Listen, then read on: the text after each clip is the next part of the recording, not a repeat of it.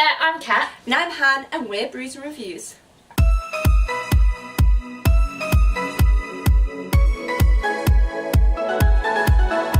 Today is day one of our Spring to It Videoathon.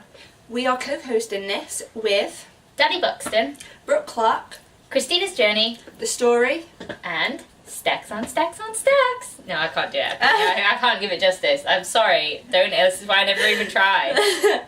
Sorry. So today's prompt is to fancast your favourite book, as long as it's not already been made into a film. Now, there's two of us. This is difficult. Yeah. So we picked a book that we both love, and, you know, because, like, you had problems with yours because it's already been made into a movie and a TV show. Yeah. So, and I have problems with mine because... You don't want anyone to butcher it. I don't. I kind of don't want it to ever be made into a film, as much as I would really love to see it as a film if it was done, like, spot on. If it wasn't, I would, you know, kick a bitch. So for this one, we did choose the Lunar Chronicles because we thought there's plenty of characters in it. They're all quite diverse as well. They're all very different from each other, which is quite nice. You know, we had to really think about it. Yeah, some of them I'm not as happy with as No. others, but I think overall we picked people who that had something that we would like to see in the role. Definitely. Of these people. So first of all, we have Cinder, who is the main character from the very first book in the Lunar Chronicles. And we chose Jing Tian. I'm really sorry if I've just butchered your name. I tried to look it up on pronunciation thing, and it So she was in The Great Wall. She was in Kong Skull Island. That's what we know her for. At least she's been in like many more things than that. But there's something about how she's kind of badass, but she's kind of also like just like she looks like quite a petite woman, but also she's like, no, I could be a badass if I want to, so I quite like that about her. Also, please nobody come at us saying that Cinder isn't all actually Chinese, because I figure that she might look at least a bit Chinese. Because otherwise, she would stick out like a sore thumb, wouldn't she? More so than for being a cyborg. Yeah. I don't know. Like, that's something I've never actually figured out. I always imagined Cinder as, like, an Asian woman. Yeah, no, I have. So, that's why, in our heads, this works very well. So, next we fancast Kai, and for him we chose Ki Hong Lee. And so he's quite known for being Minho in The Maze Runner, and really liked him as Minho, didn't we? Yeah, he did that very well. Yeah.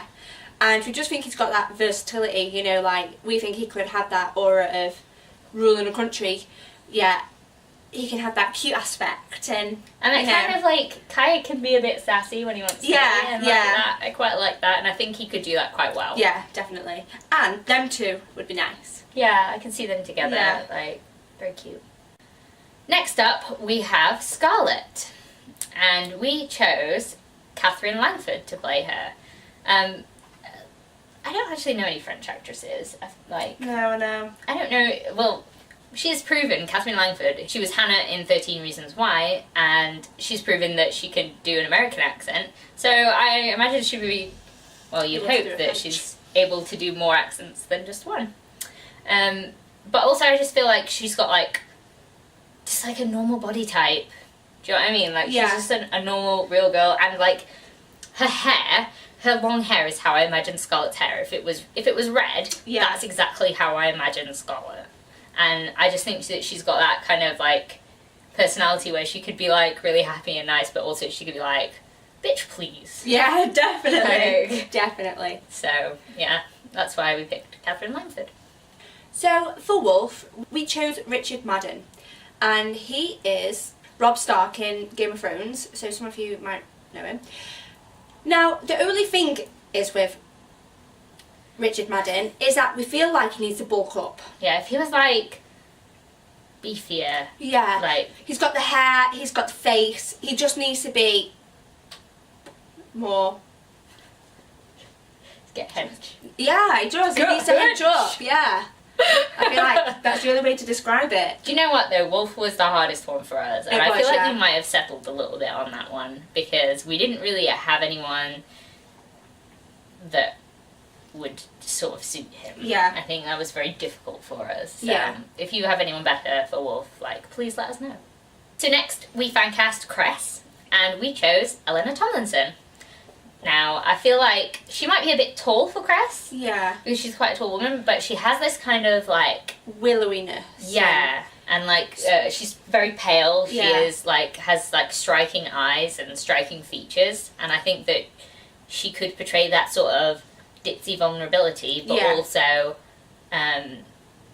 you know, strength. Like, she appears quite soft and, you know, gentle, but you can tell she's got a very good inner strength about her that, you know, she could play that character very well, which I think is all about Crest, isn't it? You Yeah, know? definitely. And, oh, if you were wondering, because we didn't say, she's in, well, we first came across her in Angus Thongs and Perfect Snogging. Yeah.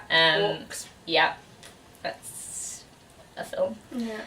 But she's also well known for being in Jack the Giant Slayer and Poldark. Oh, she's also in the Alice in Wonderland. She's one of the...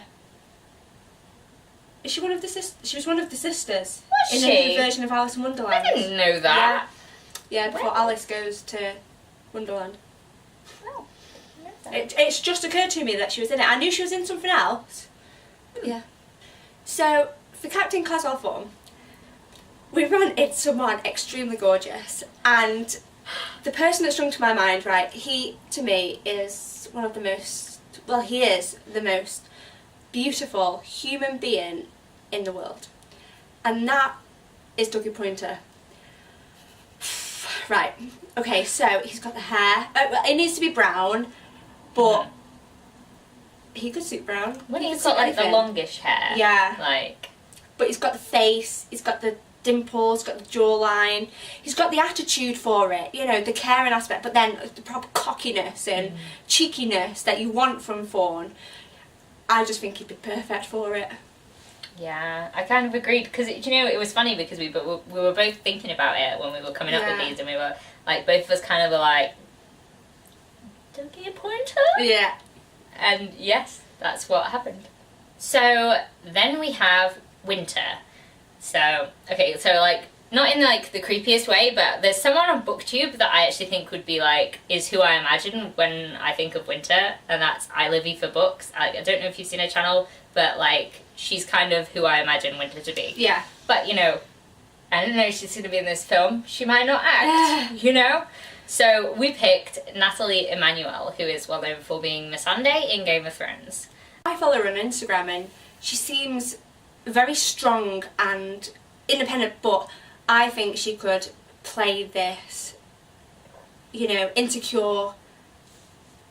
Vulnerability, yeah, almost. Yeah, yeah, definitely. You know, she does post a lot about like charities and stuff like that, and things she has a deep interest for. So I think, you know, if she was to take on this role, she would fully research it and like literally put it all into bringing Winter's character out to the fullest of her extent completely. I reckon she could do a really good job of it. Yeah. So for Jason, we were having a bit of difficulty, and then someone popped into my head, and then all of a sudden Catty said, "What about Jamie Bell?" And I was like, Jamie Bell was just in my head. Like, literally, like, no word of a lie. I absolutely swear to God, right, I thought of Jamie Bell, and I adore Jamie Bell. I think he's beautiful. So I was like, yes, Jamie Bell would be perfect for it, because he's gorgeous, but then, you know, like in the Eagle, he's got... Yeah, he's kind of like that hard exterior where he could be, like, kind of strong and, like, but also not really give anything away, and then, like... He could be fun as well. Yeah. And, I just think he'd be perfect for it. Agreed. So, but it was just like, you know, with the Dougie Pointer thing, and then the Jamie Bell thing, it was like, yes! So our minds, they are synced. Yep. Madness.